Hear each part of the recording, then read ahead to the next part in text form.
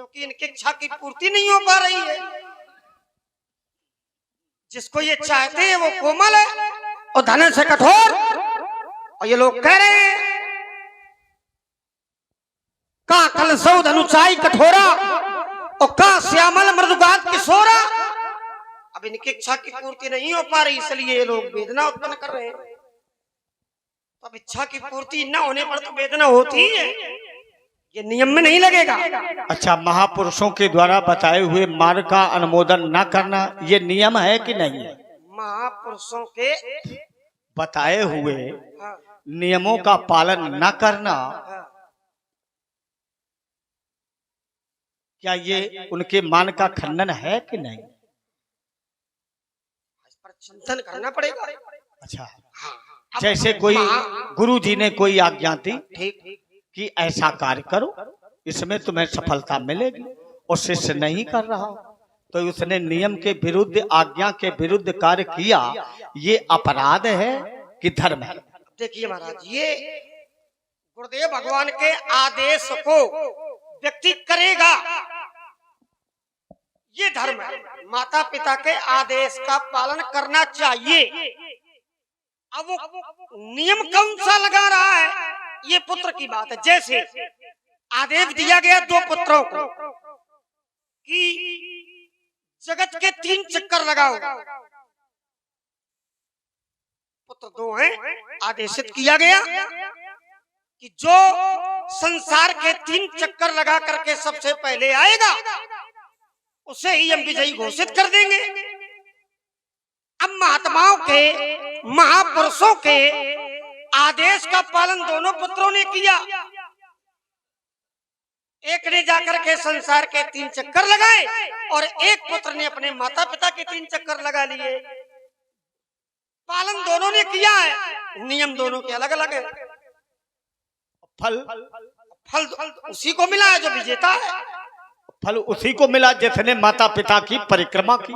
नियम अलग है लेकिन, और जो घूम करके आया उसे फल नहीं मिला। क्यों? क्योंकि विजेता वो है। नहीं, क्यों ऐसा? क्योंकि माता पिता के चरणों में ही तीर्थ है, माता पिता के चरणों में ही संसार है।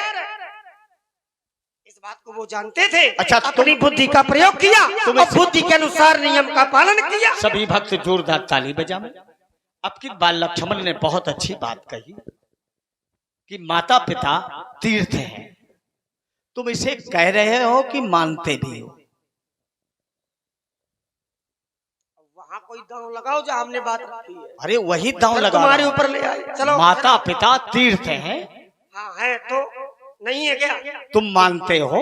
संसार मानता। अरे तुम हाँ कि ना, इधर उधर सिद्धांत संसार जाएगी। ये नियम है, तुम अपनी बात करो। ये नियम है। तुम मानते हो? संसार मानता। तुम मानते हो? संसार में अम्मी है, संसार मानता। बारही ते निज हित पत जानी, लक्ष्मण राम चरण रति मानी। तुमने अपने माता पिता से उतना प्रेम क्यों नहीं किया, उतने क्यों नहीं समर्पित हुए जितना कि तुम अपने बड़े भाई के प्रति समर्पित हो? तो यही शिक्षा समाज को दो कि जिस प्रकार से हम अपने भाई के प्रति समर्पित हैं, उसी प्रकार से आप लोग भी अपने भाइयों के प्रति समर्पित रहो। जो कार्य कर न सको, जिस आज्ञा का अनुमोदन न कर सको, जिस आदर्श को स्वयं आप साथ न कर सको, ऐसा उपदेश, ऐसा आदर्श, ऐसा नियम, ऐसा सिद्धांत, ऐसा उपदेश मुझे समाज में नहीं देना। चलिए, मेरा अनुराग मेरे बड़े भैया के प्रति है, क्योंकि मैं उन्हें अपना प्रभु मानता हूँ। अपने प्रभु के चरणों में समर्पण होना चाहिए। अब इसमें मैंने माता पिता का विरोध तो नहीं किया, माता पिता का विरोध तो नहीं किया, माता पिता की सेवा भी की, आज्ञा का भी पालन किया। इसमें ये नियम नहीं लगेगा। माता पिता ने तुम्हें कौन सी आज्ञा दे दी, जाओ वहां पर चढ़ाई कर दो? क्यों नहीं दिया? क्या दी तुम्हें आज्ञा? पागल बना रहे हो? हम तो, और तुम बन रहे हो। हाँ भाई, हम बना रहे हो, तुम बन रहे हो। माता पिता की आज्ञा का इतनी- पालन किया। क्यों नहीं किया? देखो माता पिताजी ने आदेशित किया, क्या? जाओ जाकर के महात्माओं की रक्षा करो। तो तुमसे कहा, हाँ, क्या कहा? पढ़ो कि लक्ष्मण जाओ। यही कहा कि जाकर के गुरुओं की सेवा करो, इनकी यज्ञ रक्षा करो। हमारे अन्य अपने कर्तव्य का पालन किया। आगे आगे भैया चल दिए, पीछे से अपना हो लिया। और कह रहे पिताजी ने आज्ञा दी। नहीं, आदेश पिताजी का ही है, सौंपा पिताजी ने ही है। बिना पिताजी के आदेश से हम नहीं आए। तो क्या? पढ़ो जरा। सौंपे भूप ऋषि सुत, और इसके बाद माताजी का भी आदेश लिया। अच्छा, सुत माने? बहुविध दे आशीष। सुत माने एक कि दो? एक वचन है तो माने एक पुत्र को सौंपा कि सुताऊ? अब जाओगे फिर आगे इसी शब्द पर ध्यान रखो। तो ये तुम हमें सलाह दे रहे हो कि धमकी दे रहे हो? अब जो कह रहे हो उसका फिर पालन नहीं, करना। फिर तुम ये हमें धमकी दे अगर रहे हो यहाँ कि सलाह दे रहे हो? यहाँ सुत का मतलब एक, अगर एक वचन है तुम पप्पू चिंता न करो, तो एक- पतारा वाला एक एक शब्द की घटना आज हम तुम्ही से सत्यापित कराएंगे, क्योंकि इसने बहुत तुम्हारे आवाज देखो हमारे सामने बैठे ऋषि सुत, तो यहाँ केवल राम जी होंगे, लक्ष्मण नहीं है। अरे हो तो बोलो ना, आप कहोगी नहीं है। तो तुम्हारी समझ में क्या है? सुत एक वचन है, सौंपे भूप ऋषि सुत, ऋषि माने? तो यहाँ सुत का भाव दोनों पुत्रों से है, एक से नहीं है। नहीं, ऋषि माने सौंपे शब्द पर ध्यान देना। सौंपे, सौंपे ही बहुवचन है, सौंपे ही द्विवचन है। और अगर एक पुत्र को माने दिया देखी जी जाता, तुम लड़का की हमें। हाँ, अगर एक पुत्र दिया जाता तो फिर सौंपे ना होता। तभी कहा बाबा ने जैसे अनुज समेत। जैसे बस बस बस बस, तुम्हें यही कहना चाहिए, तुम्हें दूरी कर दी। मैं वही कह रहा हूं। लेकिन तुमने हमें इस बात की बड़ी आज प्रसन्नता है कि यहाँ पर तुमने बुद्धि बल का प्रयोग किया। बुद्धि यस्य बलम तस्य निर्बुद्धेस्त कुतो बलम।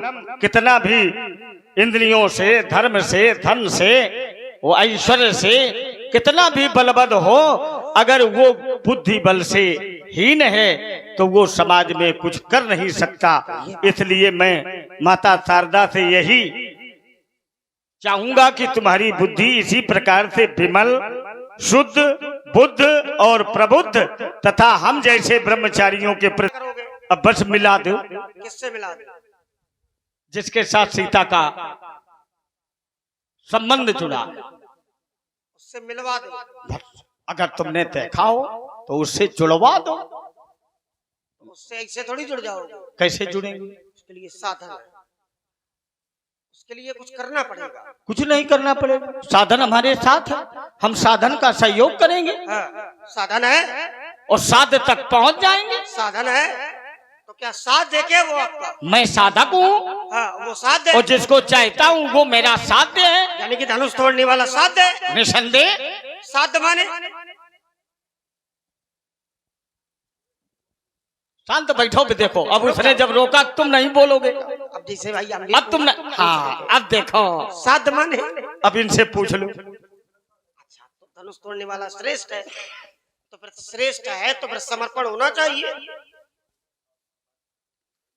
ना? भाई साध के प्रति तो समर्पण होना चाहिए। अच्छा, समर्पित ये साधक है, हाँ धनुष तोड़ने वाला साध है। हाँ, और तुम साधन हो। हमारी बात छोड़ो, धनुष तोड़ने वाला साध है, आप साधक है, तो फिर साध के प्रति क्या होना चाहिए? नियम से जोड़ करके बताओ। क्या होना चाहिए बोल? अरे लो, फिर आप बताओ ना, वो उनसे क्या बुलवा रहे हो? समर्पित होना चाहिए, होना चाहिए, निसंदेह। पर काहे नहीं हो? तो दिखाई तो दे। क्या दिखाई दे? पहले तो तुम शत्रु मान चुके हो किसको? धनुष तोड़ने वाले को। तो जब उसने हमारे गुरुदेव के धनुष को शत्रु माना तो हम क्या माने? मित्र माने। तो फिर साध काहे कह रहे हो? भाई शत्रु मानो तो फिर साध न कहो। तो इससे सिद्ध हो रहा है ये हमारे किसी भी सिद्धांत को मानने वाला नहीं है। मैंने कहा वो मेरा साध्य है तो इसे तो बड़ी प्रसन्नता होनी चाहिए। हमने सोचा इसी बहाने हम लक्ष्य तक पहुंच जाए, लेकिन इसने फिर पैतरा बदला। तो सार्वभौमिक धरती का नियम है, अगर हम साधक हैं और हमारा कोई साध्य है तो फिर साध्य के प्रति समर्पण व्यक्ति का होना चाहिए, फिर वहां विरोध की धरती नहीं होनी चाहिए। साध्य भी है, लेकिन जिसके प्रति हमारे हृदय में निष्ठा है, समर्पण है, अगर उसके सम्मान के विपरीत कोई कार्य करे, भले प्रभु ही क्यों ना हो, तो ये साधक का धर्म है कि उसका प्रतिकार करे। ऐसे एक नहीं राजकुमार, अनेक अनेक ज्वलंत उदाहरण हुए संसार में। नहीं तो क्या आपके साध्य के प्रति किसी ने वैर भाव प्रस्तुत किया गया? दिखाई नहीं दे रहा क्या ये दिव्य धनुष का खंडन, ये क्या अच्छा हुआ? ये दिव्य है कि नहीं? आपने बताया कि दिव्य धनुष का, दिव्य धनुष था, है ना, दिव्य था। तुम्हारी दृष्टि में क्या? ठीक है, मान लिया दिव्य है, तो क्या दिव्य धनुष को तोड़ना चाहिए? नहीं तोड़ना चाहिए। तो जब ये तोड़े जा रहे थे तो तुमने कुछ रोका टोका क्यों? हमने तो और सावधान कर दिया। किसको? इसलिए तोड़ने वाले को सावधान किया कि समाज को किया कि धनुष को किया? क्योंकि आप ये जानते हो कि ये दिव्य है और धनुष तोड़ने वाला है दिव्यतम। धनुष तोड़ने वाला दिव्यतम है, इसलिए महाराज वहां पर रोकना टोकना ये नीति के अनुसार कार्य नहीं है।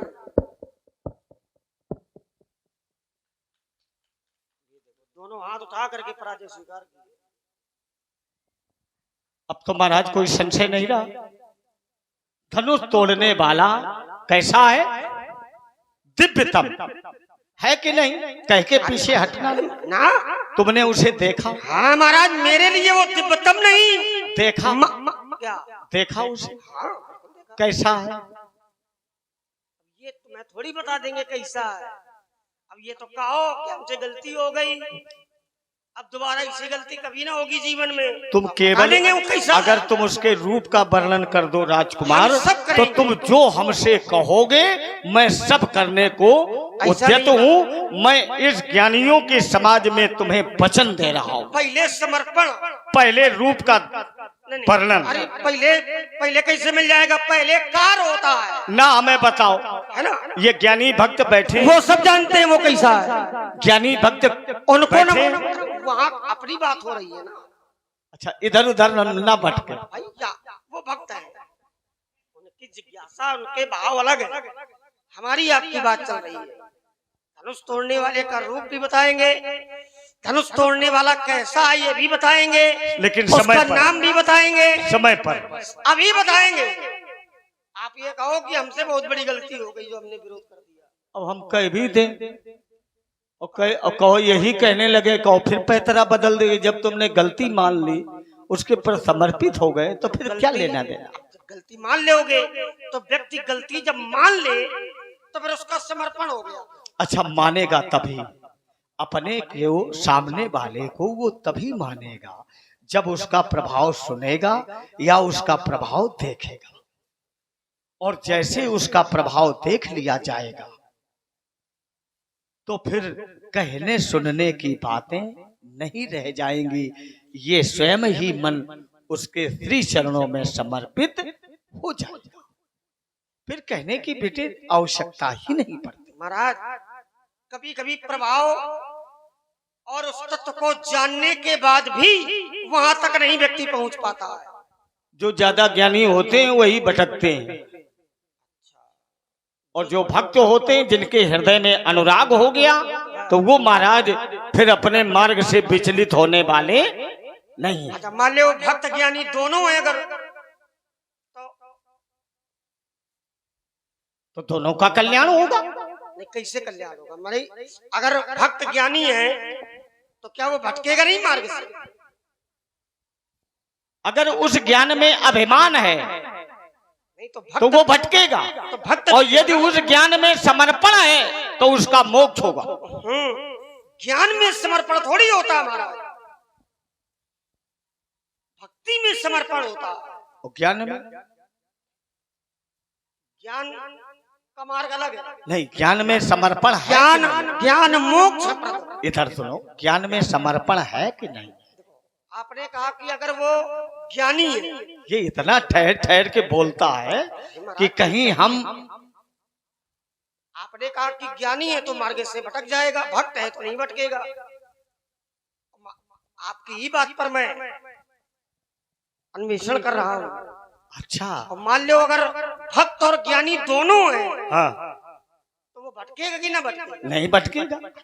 ज्ञानी मोक्ष चाहता है और जो भक्त है वो मोक्ष नहीं चाहता। चलिए, आपने कहा और कि जो भक्त और ज्ञानी वो साकार का उपासक होगा और जो ज्ञानी होगा वो निराकार का उपासक। आपने कहा कि भक्त और ज्ञानी अगर दोनों हैं तो व्यक्ति नहीं भटकेगा। आइए मैं आपको दो प्रमाण देता हूँ, जो ज्ञानी भी है और भक्त भी है और दोनों मार्ग से भटक गए।